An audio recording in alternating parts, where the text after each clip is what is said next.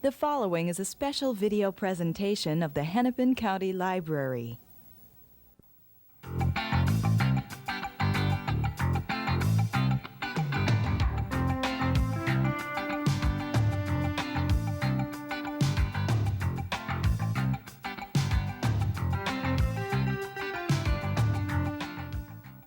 Hi, welcome to a discussion with Jeremiah Healy. My name is Bruce Southworth. I'm a mystery reviewer for Once Upon a Crime Mystery Books in Minneapolis. As I mentioned, our guest today is Jeremiah Healy. He is the author of a series about John Francis Cutty, a Boston-based private investigator.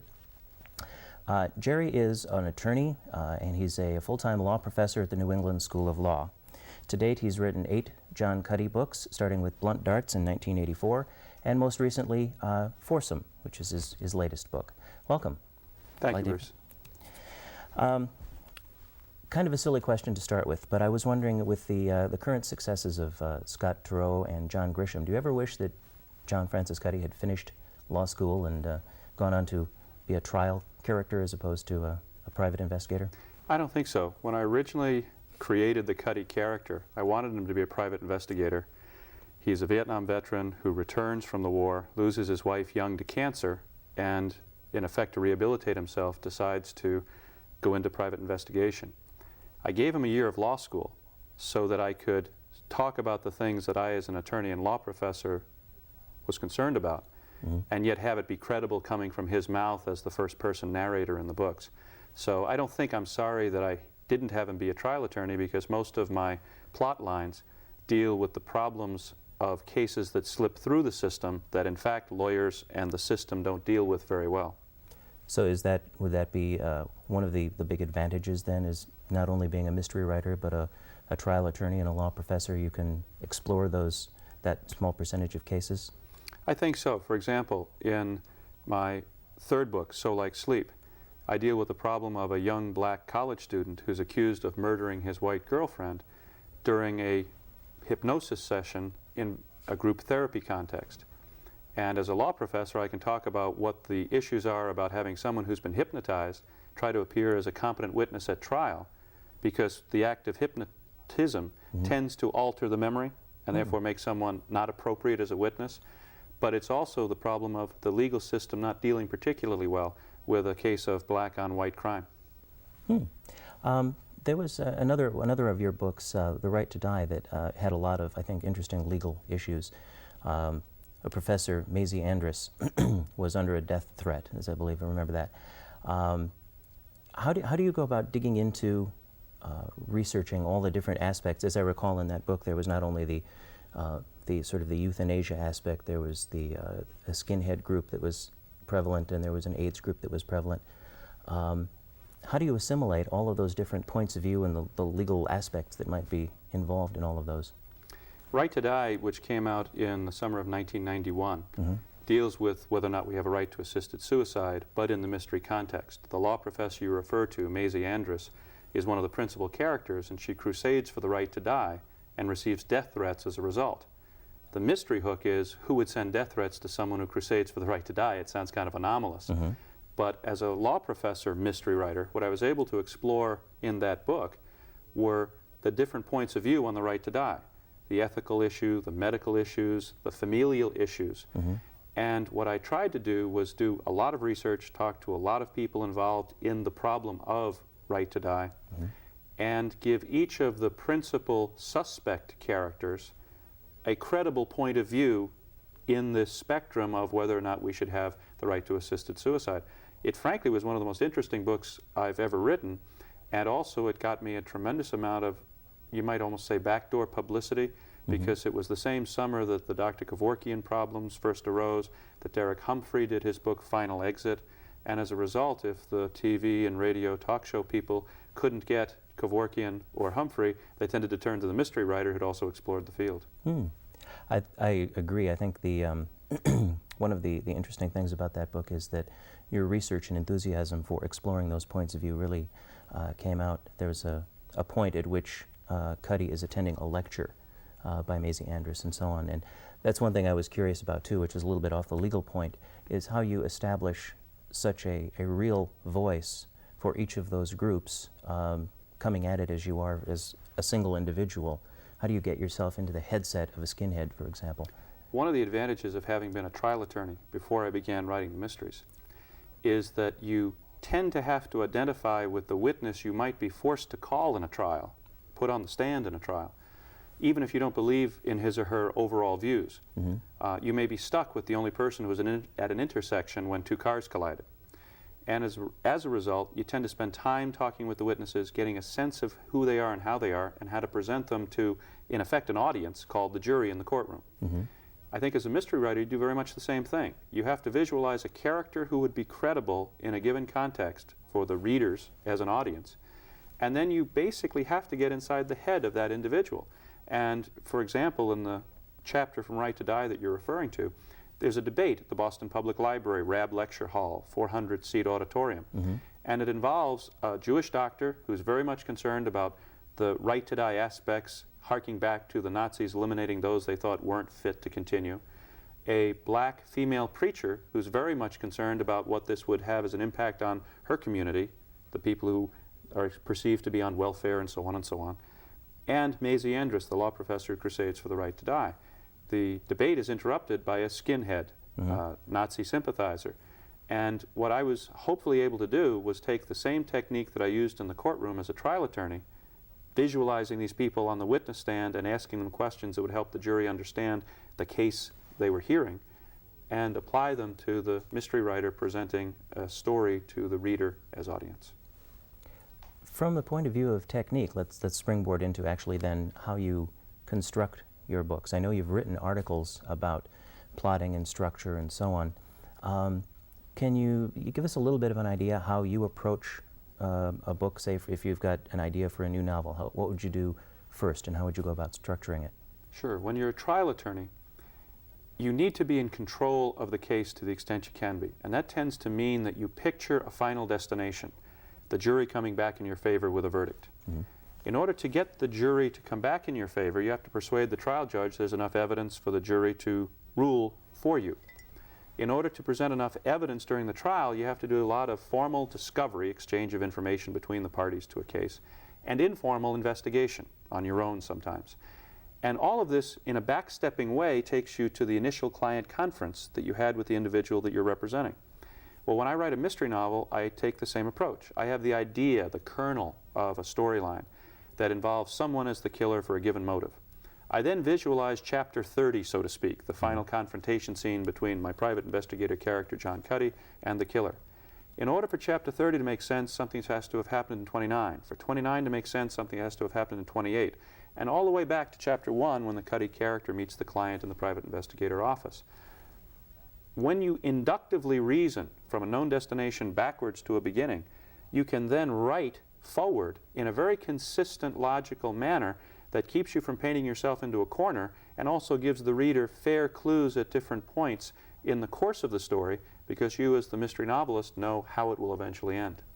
So you're, excuse me, you're plotting, I mean that's essentially your plot, what happens to the course of the story. This happens, and this happens, and the structure then becomes the order in which you tell those events. Exactly. I see. Okay.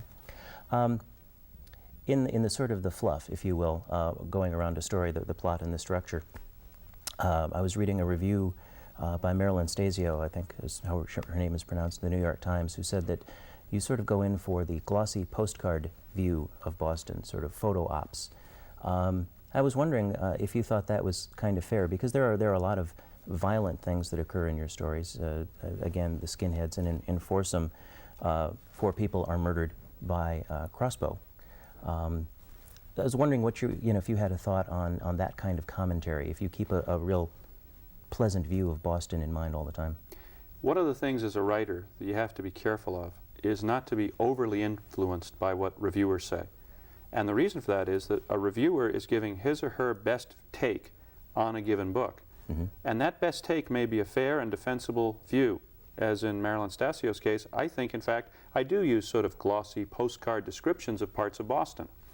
I do that for a reason, though, and the reason is an awful lot of people around this country spent 3 or 4 of the happiest years of their lives in education in Boston, undergraduate or graduate, and a lot more have come to Boston on vacation, for the Boston Marathon, for a host of other reasons.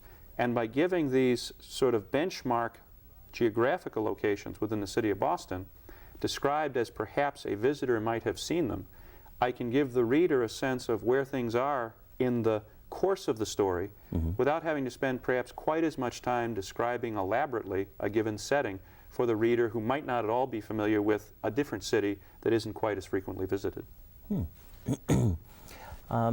Let's take a different tack. I was wondering, 1984 was when Blunt Darts appeared. Had you written fiction before that? Was that the first thing of yours that had appeared?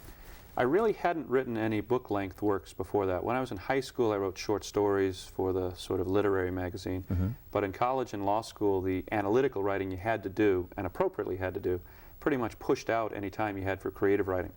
As a trial attorney, it was 60, 70 hours a week, no time at all for anything else. But when I became a law professor and realized I'd have summers off to do other projects, I said, well, gee, I've always wanted to write a novel. I now have the block of free mind time to actually work on a novel. And at the time, I was reading and very much enjoying private investigator fiction. Robert B. Parker, John D. MacDonald, not quite private investigator, but very close. And as a result, I thought, well, gee, if I enjoy reading these, maybe I'm capable of writing one. But even if I'm not capable of writing one, I'll enjoy trying. And Blunt Darts was the first book that I ever wrote. It involves the Cuddy character, introduces the Cuddy character, and involves him in the search for the missing son of a judge. The mystery hook in that book is, well, the judge doesn't want the son found. Why would a judge not want one of his children who's missing found? And we're not going to tell anybody why that is either, because it's a book that should be read. It was marvelous. When you approached creating the Cuddy character, I mentioned this to you earlier, but do people assume that you're the character? Where did you sort of get the inspiration to create him, and maybe on a larger scale, how do you view Cuddy as a private investigator in the sort of the whole of private investigator employment or whatever? When I started writing the books, I didn't have anybody as a mentor to turn to. And as a result, I figured I had to create a character whose voice and personality I could visualize and therefore stay consistent with over the course of the books. What I did was I took my dad and an uncle of mine, both of whom were World War II veterans, and in effect made a composite of them. The Cuddy character is a military police captain in Vietnam and an insurance investigator thereafter before he becomes a private investigator. My dad was a military police officer.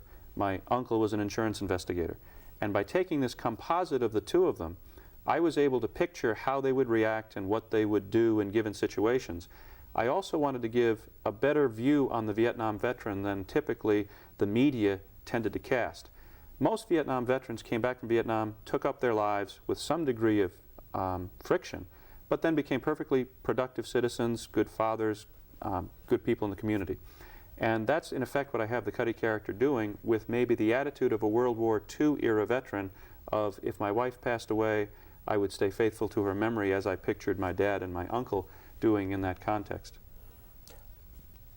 Do you see him as a sort of a, I'm trying to think, Les Roberts, I think, suggested that the mystery is a sort of current version of the medieval morality play, and the detective is an everyman.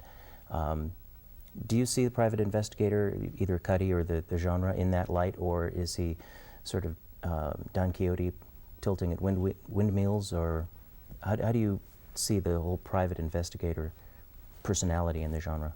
A couple of years ago, Lauren Esselman, a mystery writer from Detroit, and I spoke at the International Congress of Crime Writers in New York. And we had this debate. And Lauren's position is not so much Les's position. Les says medieval knight. Lauren says cowboy.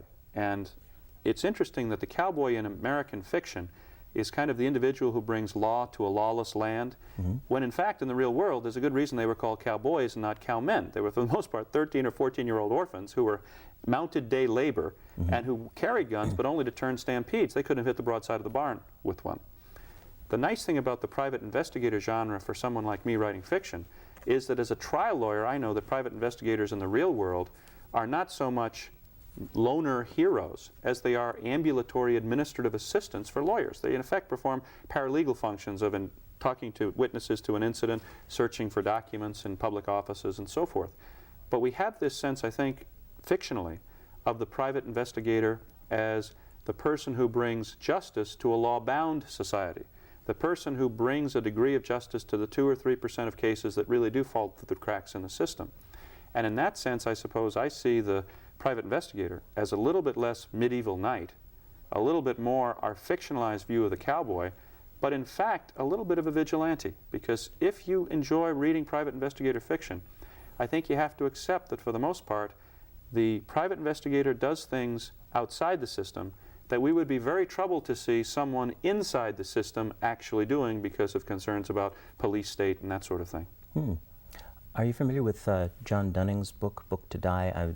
What you've just said reminds me of his main character, who's a policeman who sort of gets fed up with the system, takes a few matters into his own hand and then quits, but he's still involved in solving the crime that was the base of the whole thing.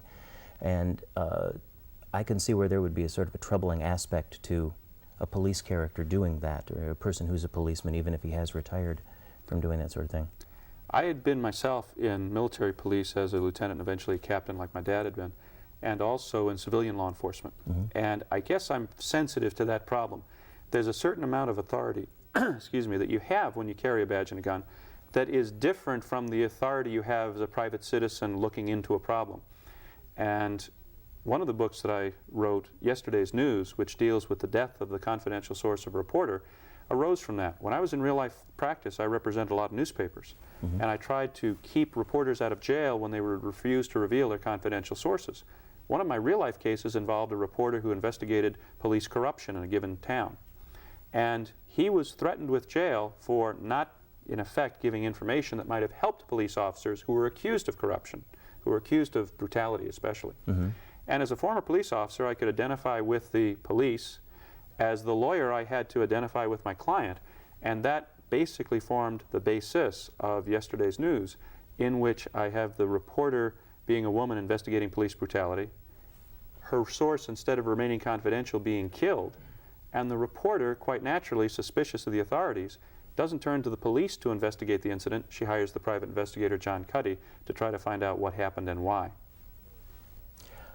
You mentioned the authority of the private investigator. I was wondering, it's always been intriguing to me how much the private investigator, as he's moving through the story, he gets people to open up and talk. I guess the common thinking is that people will talk about themselves given the chance, but still it seems very interesting that with relative ease he's able to elicit so much information from people.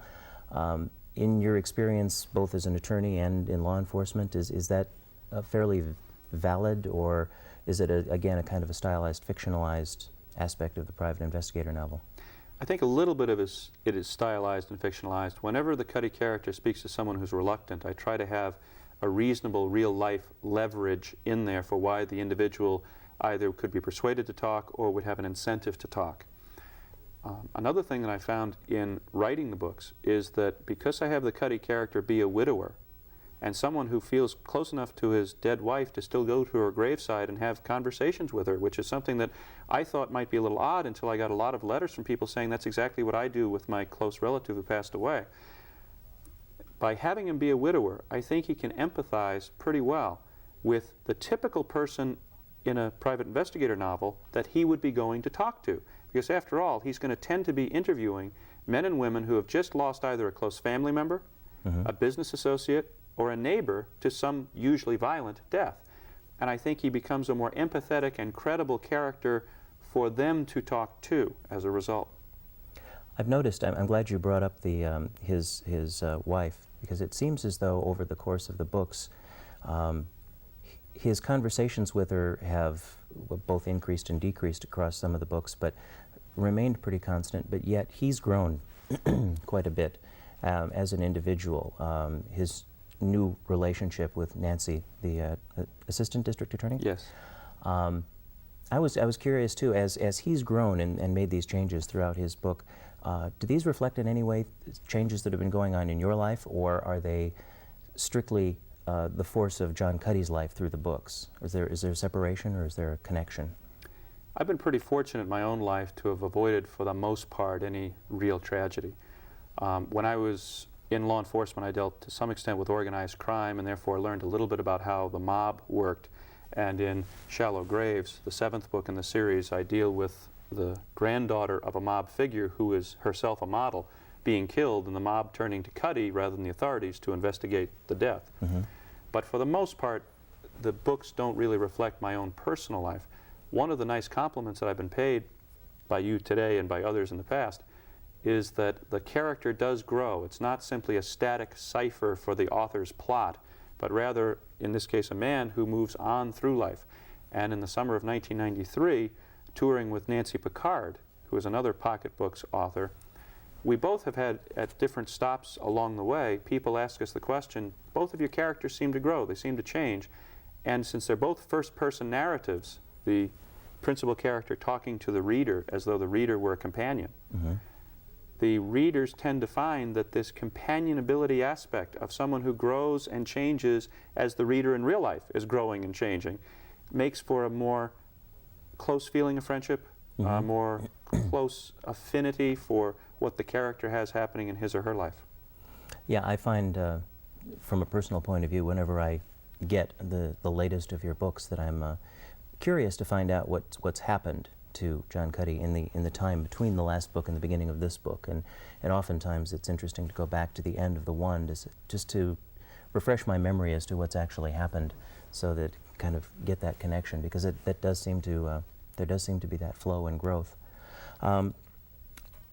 Just in a real basic question, are there any hints or nibbles at television or movie on the Cuddy character? You know, it's interesting. Thanks to Robert B. Parker, who created the Spencer series, there was a tremendous upsurge in interest in what I'll call regional private investigators, meaning private investigators who aren't headquartered in either New York or Los Angeles, which was the stereotypical situation.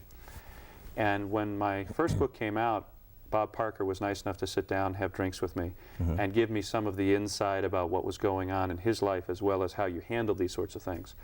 And I think the best advice I ever got was, whenever somebody approaches you for a movie or television rights, bear in mind that just because they have a business card that says independent producer on it and some nice letterhead and a fancy address back in Southern California, doesn't necessarily mean they've ever made any movies or television series. A lot of these people are contacting you as what you and I would call finders.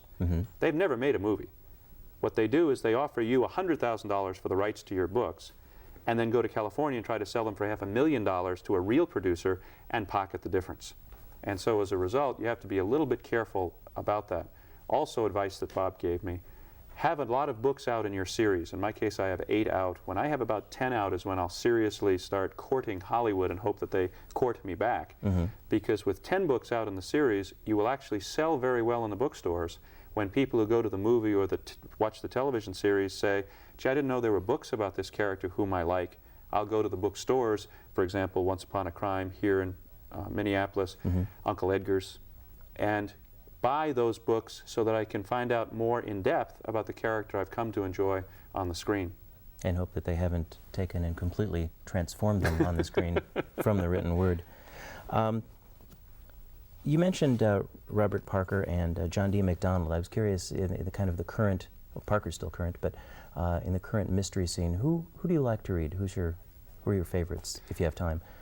I'd be happy to name a few people. One of the problems with naming anyone is that by omitting someone from the list, you tend to say, well, that person wouldn't be good also, so feel free to remind me of some other people.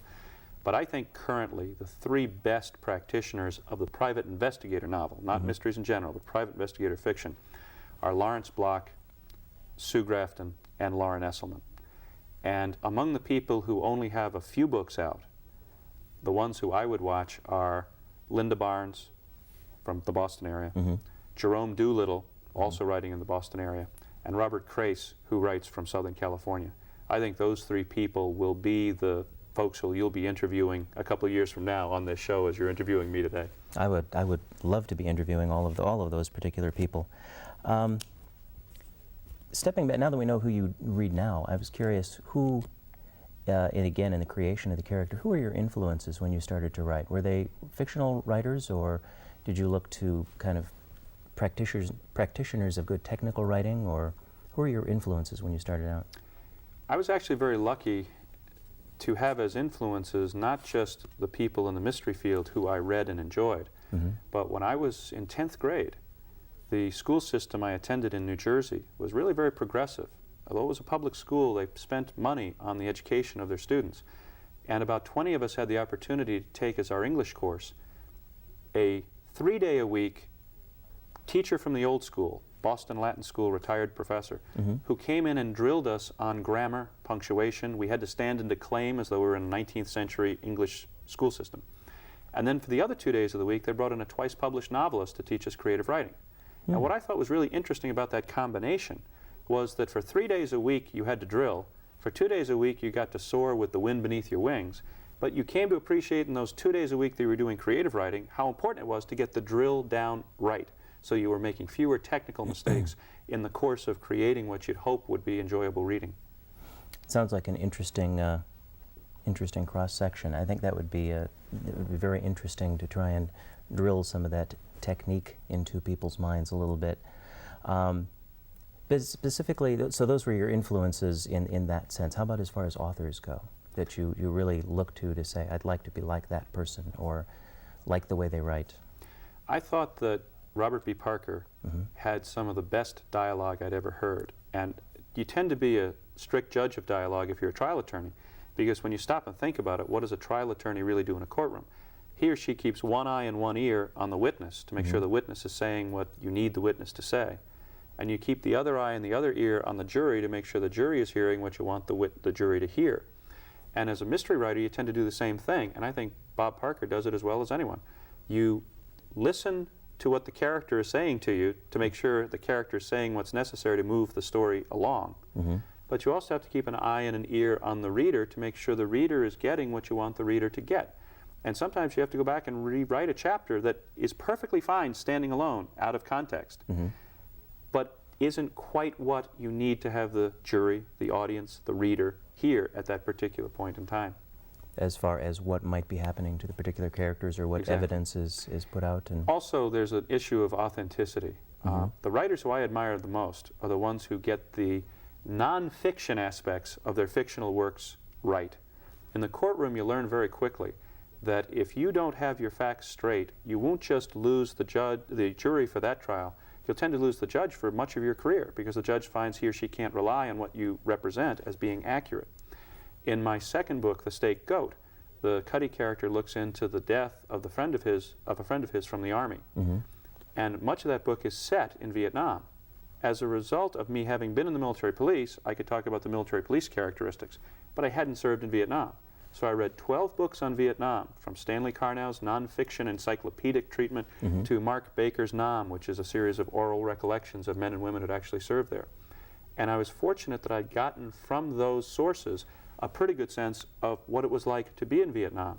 Even then, though, a friend of mine who graciously volunteered, not something you could ask someone to do, he was in Vietnam himself for 2 tours. He reads those chapters to make sure, as kind of a technical proofreader, that I haven't gotten something wrong that someone who had actually been there would immediately spot as jarring or clashing. Okay, well, I thank you very much for the discussion today. I appreciate it very much. It's been a great pleasure, Jeremiah. Healy. Thank you. Thank you very much.